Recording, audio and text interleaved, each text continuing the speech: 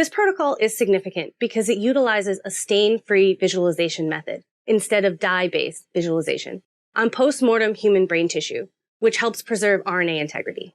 The preservation of RNA is a big advantage in this protocol, as it is useful not only in post-mortem human brain tissue, but also other tissue types with high RNase activity.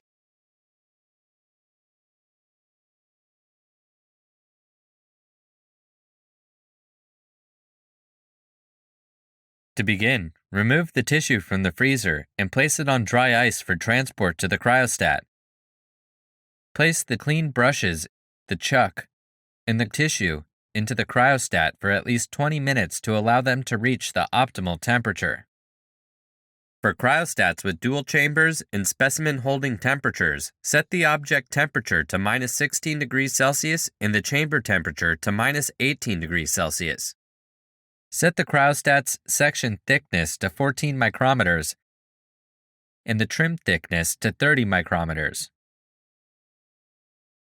Next, clean the stage with a 1:1 mixture of RNase decontaminator and 70% ethanol to prevent freezing.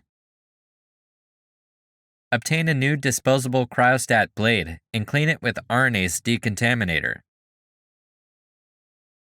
Place the cleaned blade in the blade holder on the stage. Then, clean the anti-roll plate with RNase decontaminator. Attach the cleaned plate to the stage and wait at least 20 minutes for the blade and anti-roll plate to come down to the temperature of the cryostat.